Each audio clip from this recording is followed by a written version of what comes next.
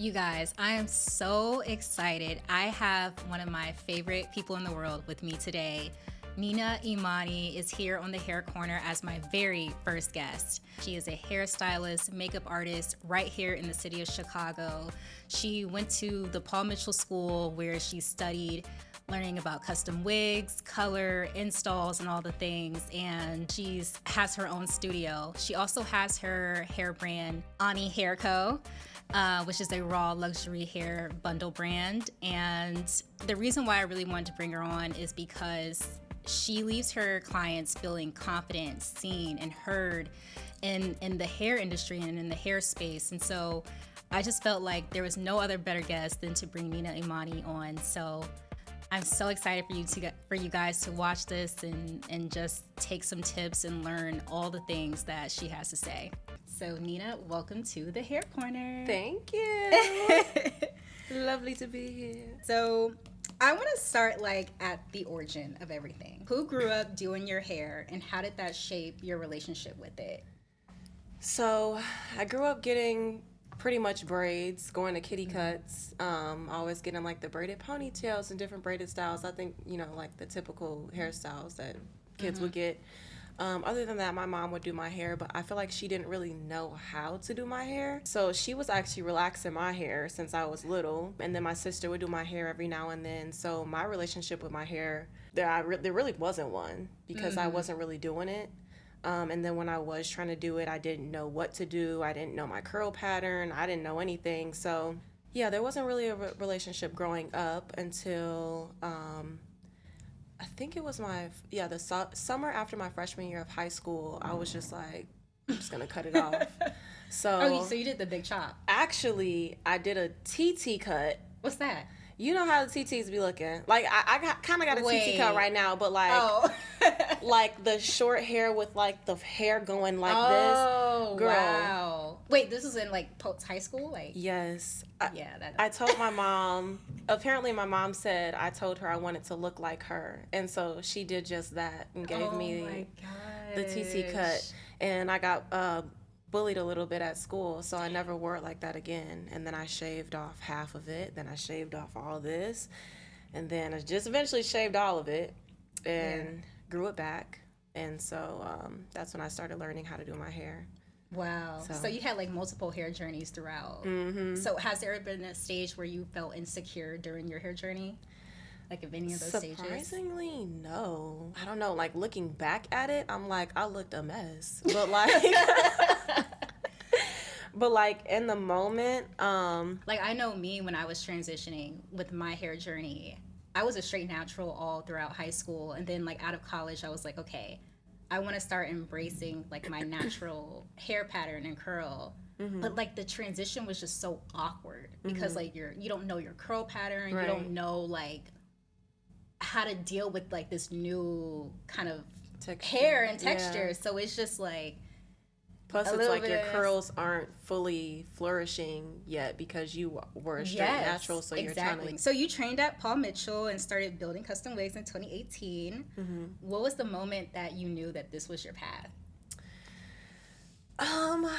So I would say the moment I knew was probably my senior year of college, because during my college journey, I had constantly changed my major, and it was I was interested in stuff, but could I see myself doing this for the rest of my life? Probably not. Throughout that journey, I always stuck with doing hair, trying to figure out the best way to lay the lace and how to curl and style and colors and lengths and all this.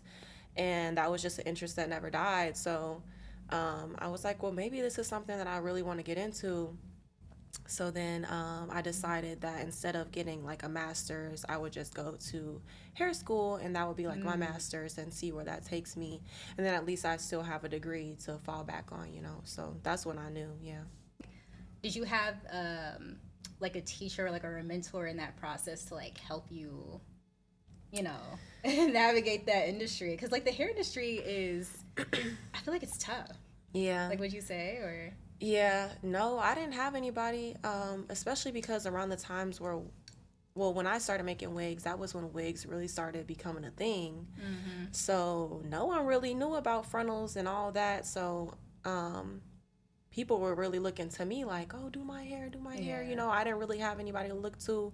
We were all just kind of learning from each other, I guess, from YouTube. That's when YouTube was more of a thing, you know. Yeah, that's true. But even now, I feel like I don't really have a mentor, and that is something that I really want. But Would you mentor other people? Like, yes. people coming up? But no, actually, I would, especially now that I am going to be in the process of bringing other stylists in the salon. I am going to have to bring on that mentor role. And obviously just like being a boss and really managing and being an example. So yeah, I definitely would. I think that I'm finally starting to get in the headspace of feeling confident enough. But yeah, I do want one. I think that the hair space is just so competitive. Yeah. That like more so now than like before trying to get into it. Yeah, I don't know really what it was back then, because I mean just making wigs, that's not really like, I guess it is competitive, but not as much as like actually getting clients and taking clients and doing their hair, you know, and like they keep coming back. But what was I saying? We were talking like, about cause like I guess just like the mentorship thing. Yeah, like going back, or like the hair industry is like different back then and like versus now. Yeah, I think now that I'm really in it, I'm starting to see, especially at least in Chicago, maybe I haven't really put myself out there enough, but it just seems like everyone's kind of in their own bubble and trying to like do their own thing. Luckily, I have started to meet more stylists, just like doing hair or whatever the case may be, and so I'll probably just try to like dive into those connections a little bit more. Yeah. So wait, you said you like have this need to like expand in your business, right? So like what makes you like the most prideful of being a hairstylist? Because I imagine there has to be like some passion or just some love for it to expand and grow in your industry.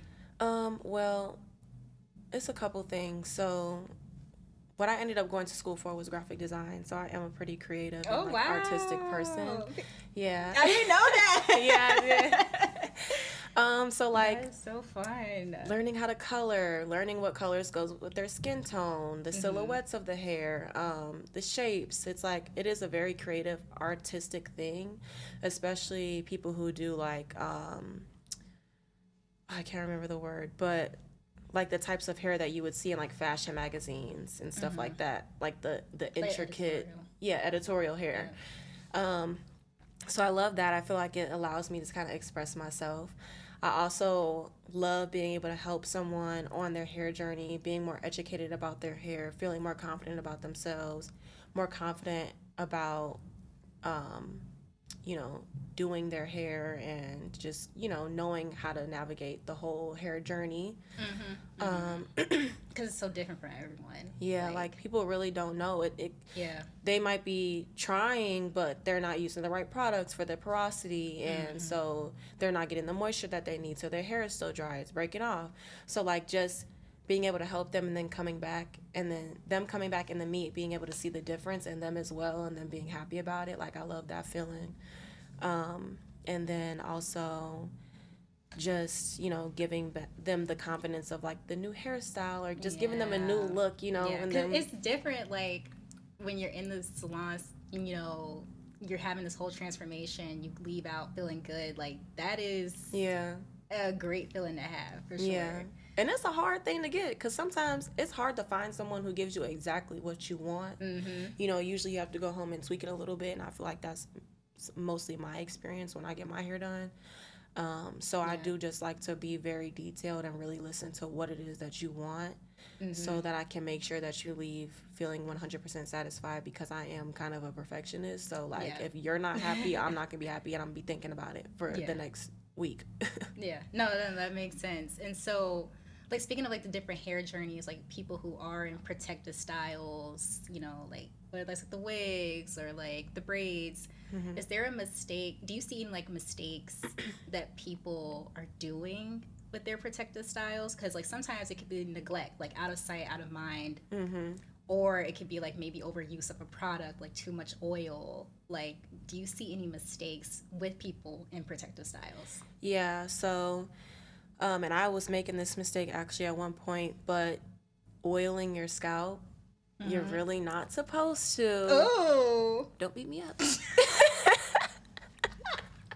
You're not supposed don't to beat me oil. up. You're not Really? supposed Talk to about oil it, your 'cause- scalp. So this is something that I learned in hair school. The scalp has a pH of between 4 and 5, and oil has a pH of 0. So when you're putting oil on your scalp, you're changing the pH, which will cause flaking and dandruff. Ooh. Like it actually will dry it out essentially. So when you do your protective styles, you can use like a scalp lotion, like something water based. They also I've never have, heard of a scalp lotion before. Like, what's that? Like, is it so yes, consistency different? so it's mainly water based, and they have like eucalyptus, avocado, and blah blah blah. Like it has different stuff in it that's good for your scalp, but that won't be like clogging it necessarily. And then they also have some that are like, recently I started using one that has like more alcohol in it, which may sound bad, but I think when it's done in the right ways, like not too much of it, it's good, and it actually will kill like the bacteria that's on the scalp that would be causing the dandruff and stuff like that. So if someone already has dry scalp, dandruff, or any scalp conditions, if I put oil on it, they're going to feed off of that oil. And if I put oil on your scalp before I do a sew-in and then put hair on top of it, they're feeding off that oil. It's all trapped in there. Now when you take it down, your scalp looks a mess. And it's just like, instead I can put this alcohol-based one on there. It's going to kill the bacteria, but also kind of soothe it at the same time, give it some moisture. So just like be mindful of that when you're doing your protective styles. And also making sure you're deep conditioning and trimming in between. Wait, can we about the hair oil though? So is it like any hairstyle? Like, say if your hair's like just natural out, do you you still wouldn't recommend like a oil? Like, period. Probably not. I mean, now considering I recently just kind of like started learning this, I never had a problem with putting oil on my scalp before. So I really think it just kind of depends on the person, I guess. But I mean, I guess when we're talking about like the facts of it, you're not supposed to. Gotcha. But I definitely would say like if you do something very light, nothing too heavy. So what, honestly, just whatever works for you. But if you know that you have dry scalp or whatever the case may be, I wouldn't go that route. Also, if you're doing braids, it might be the braiding hair that's breaking your hair off. So you might have to do something that's more human hair. Use a natural braiding gel. Making sure you're going to someone who cares about your hair, because I know when I get braids sometimes they're raking through my hair with that rat tooth comb. Like, calm down. That is the worst. No, for real. So, yeah, just stuff like that. Taking care of your hair in between. Don't be afraid to trim it. I suggest at least like a silk press every now and then so you can really see what's going on and like see the split ends that are happening throughout the hair shaft that you might not be seeing, to avoid any breakage. If you're doing those real small braids, don't do them back to back. Yeah. You're going to lose your edges. So stuff like that, just be mindful. But in terms of like pressure, like especially with social media, like there's just so many things thrown at you of like, you gotta take these vitamins, you have to take these supplements, and like they're trying to do all these things when it's just like hair could be so simple. Like it doesn't have to be like this massive thing that we put so much pressure onto ourselves because the media told us. So like, what would you say to people like that who are just like running around in a frenzy? Because like I know when I was going through my transition, or like when I moved from the south to the north, I had like a bald spot. And I realized I had alopecia, and I'm like, oh my God, I have to try everything to see like how can I bounce back, like what's happening with my hair. I would say it was not fun. Like I think I stressed myself out even more to where more spots would show up. So like, what would you say to people who may be going through the motions like that? I would say do your research and kind of dwindle it down. So, like, kind of going back to the hair porosity thing, if you're just trying whatever products that you see on like TikTok and whatever the case may be, that might not be for your hair type and your hair texture. And TikTok shop is the worst. Girl, like everybody's using the same worst. stuff. Yeah, And they just want your money. So, yes. but I understand because I feel like I kind of go through the same thing with my skin, just like using whatever I see. But I've learned that I need to figure out what consistencies work for it. So it's like the same thing with hair. What works for your texture, and then try different products within that realm, as opposed to going from a thick cream to a watery, water-based, whatever. Like, you have to figure out what category you're in, and then kind of like try different things within that. Yeah. And then, like, would you say, like, the ecosystem, too? Like, people try... So I just, like, talked about this recently of, like, the product junkie with purpose. Like, people buy so many things. Like, there's new things every day. The Grow Good. I mean, people have Sacred. They have all these different hair things. And they just accumulate, jumping from one product to the other. But doesn't it take time to know, like, what actually works? Like, Right. you know, you're jumping from one product to another, and you're like, oh, nothing's working. But it's like you haven't given yourself time. But to your Right. point of, like, the ecosystem of, like, find your tribe, like, find your products that work. Yeah. But also, like, give it time to do its magic, you know? So definitely, like you said, give it some time. But even Yeah.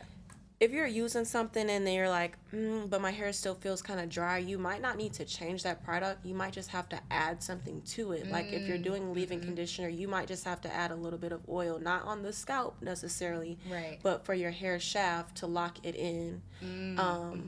So I would say kind of add things to the routine first before you take things away. And then if you're still not seeing improvement, then, try to switch certain things out. Just kind of experiment just a little bit. But like you said, yes, give it time and see what works. It could be the brush that you're using that might be snagging your hair or whatever the case may be, because it's hard to find a good detangling brush. So No, it really is. it is. So Yeah. just think about any and everything that you're doing. Pay attention to any and everything that you're doing. And just take it one step at a time. And also, I think it's important to know yourself as a person, know what styles you like. Do you like long hair? Do you like short hair? Do you like big hair? Do you like flat hair? And kind of play around with different styles like that. Because obviously, aside from like the health of your hair, finding what styles you like on yourself is important too, which could be causing people to just be trying all different stuff. So just knowing what suits you would be best as well. And then, like, navigating towards, like, the products to help. Well, kind of all like simultaneously, but Okay. just try everything. Don't try everything. Try everything that's for you until you figure out what's perfect for you, if that makes sense. Yeah. I know you tried, like, I'm imagining you, man, because I remember when we went to law camp together, and, like, you just every time I see you, you have, like, just different hairstyles. Yeah, which I love. that was one of those.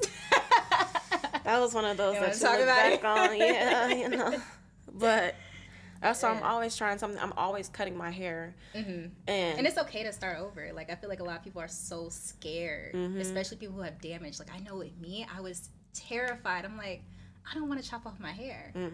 But, like, I think there's a lot of power in, like, it's okay to start over, Right. That's what I'm learning. And I think, just really quick, just an example of, like, the whole pressure thing. Yeah. I was recently, like, trying to grow my hair out and do it long. And it was just, like, I was always having to trim it because at one point I wanted to dye it red because I don't know how to leave my hair alone. And, dyeing your hair can dry it out. Oh, yes. Yeah. So Real bad. as someone who likes doing colors and likes how I look with shorter hair, I feel like I was putting a lot of pressure on myself to grow it long and stressing myself out trying to do that. And don't get me wrong, I can grow my hair out if I just leave it alone, but I don't leave it alone. So I've accepted, okay, I like short hair. I like experimenting with my hair. That's me. That's what makes me feel best. And now it's easier for me to navigate taking care of it and, what works for me because I've already figured out, the general idea of what works for me. Got you. Yeah. Got you. No, that makes a lot of sense. So have you ever had a client whose hair completely transformed and it wasn't really about the products she changed? Like, it was more so like her routine or like the vitamins that she was taking? Yeah. More like internal stuff, have you ever came across that? Because it's some clients who have had like different health issues going on, and then they figured that out and their hair got better in terms of like maybe like their scalp and stuff like that. I know when I have a client who's like, my hair has been shedding and I don't know why, I do immediately ask like, what vitamins are you taking? Are you iron deficient? Yeah, that's a big one. Yeah, like things like that. So I guess yes. It's hard to say without products because if they're coming to me, I'm going to be using my products.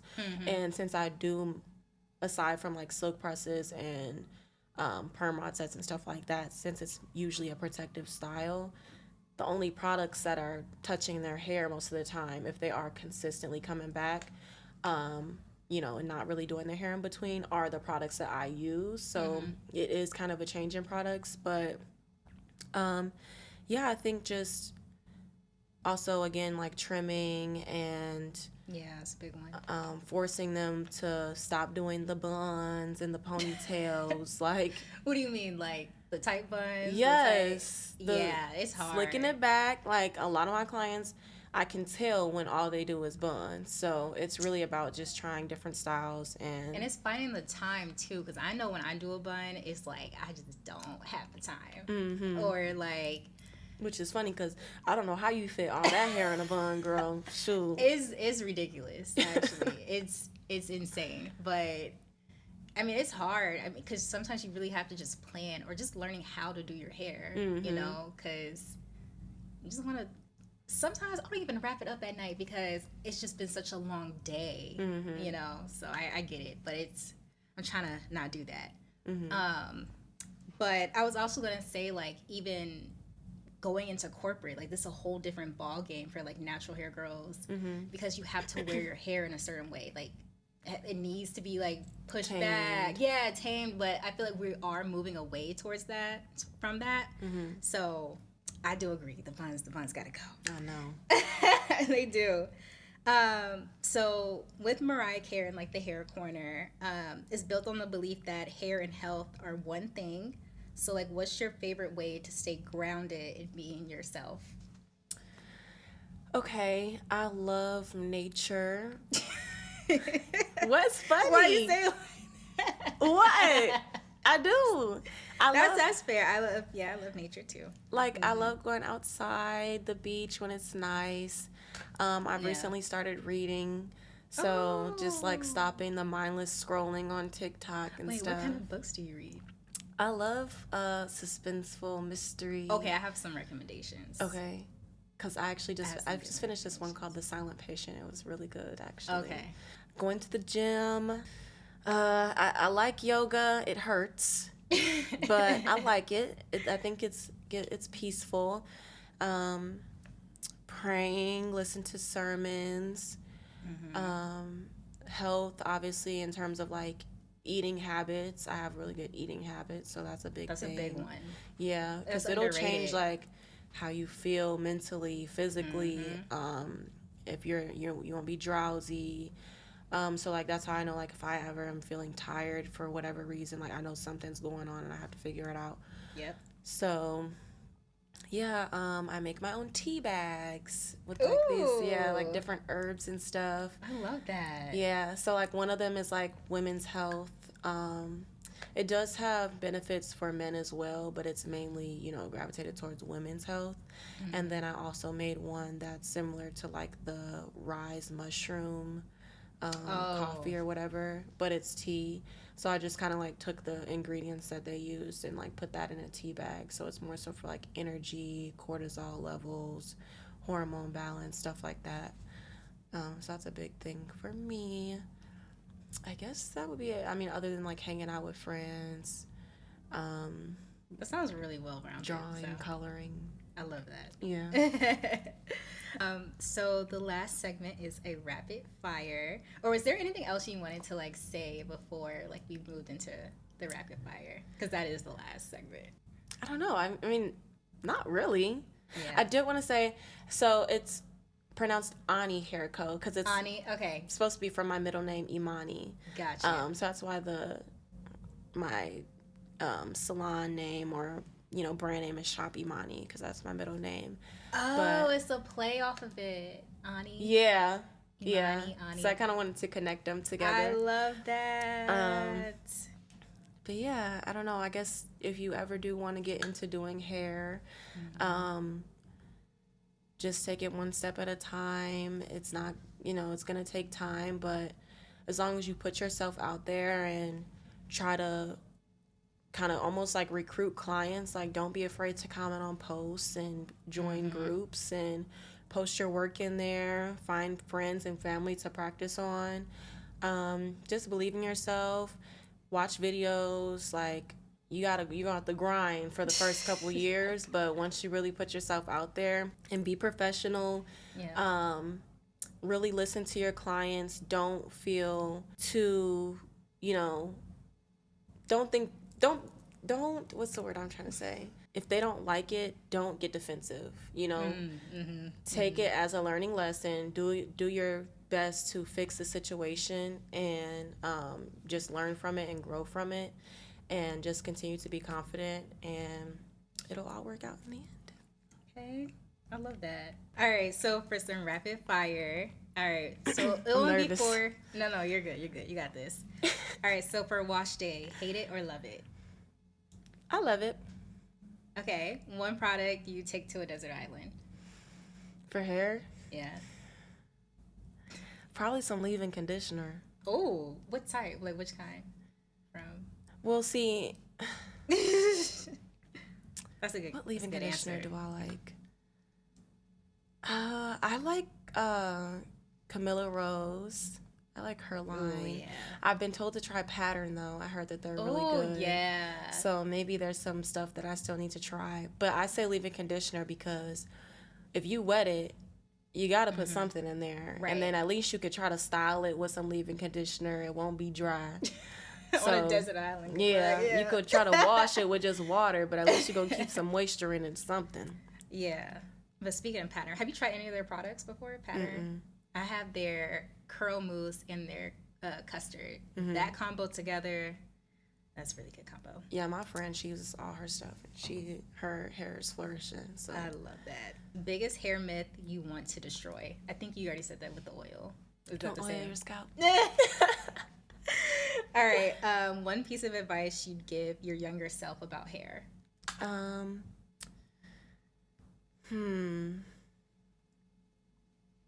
See, it's kind of hard because I wish I actually had like, my actual pattern to work with to give myself advice. But I guess just embrace your natural texture and just be patient and just be confident in, what God gave you. That's what you have. You got to work with it. You got to figure it out. You got to learn to love it and learn just what works for you. Oh, and one more hair myth, the protein. People who do protein all the time, you don't need protein all the time. Maybe you could do it. Who is protein for? Like, who is like protein for? Now, it can be for everybody, Okay. but if you have like platinum blonde hair or something like that, you might have to use it a little bit more often. But don't be using Olaplex every time you wash your hair. Like, you can do protein once every 2 to 3 months. And, just to kind of like really bring it back to life. But if you're constantly doing it, you're going to do the opposite and it's going to start breaking off and it's going to have a protein overload and get brittle. Yeah. So I feel like when I was doing it, I was using the Sacred Reconstructing Mask like, I think I did it like maybe once or twice a month, and my hair was just gummy, actually. Like, it just felt, it better results when I was using it like bi-monthly. So, and then I was researching, and I was like, okay, yeah, I cannot be doing this like back to back. But like, it was just this need and like pressure to get my hair back to looking healthy again. But it was like total opposite. So yeah, man, I get it, because even with me, I was just using, I can grow my hair, okay? Period. But as a stylist, we don't listen to the rules that we give y'all. So wait, is that another myth? No, that's the thing. Like, even with like lash techs and stuff, they'll be like, "Oh, wash your lashes," and they not washing their lashes. That Probably is so not. funny. So, because we know that we can just do it ourselves and fix it another day, as opposed to you having to pay to get it done. Well, I don't. That is hilarious. I can't speak for lash techs, but I did know a lash tech, and she was doing whatever. But anyways, so I was just using whatever shampoo I had, whatever conditioner I had in the products that I had already built up in the bathroom. Right. But my hair was dry, even though I was conditioning it. And I'm like, why is it dry? It's because I was doing a deep condition mask too often. What? Like, I was using that as the regular conditioner when I didn't need to use such a thick product, on top of the fact that I wasn't using the clarifying shampoo. So I was using all these like heavy products. And so that's what I mean by kind of like looking at the small details. You might not have to change something necessarily, but you have to add something. So like I needed to add a clarifying shampoo and take a step back from the hair masks and like reconstructing masks for a little bit. So it's just like stuff like that. Yeah. Wow, that's pretty solid advice.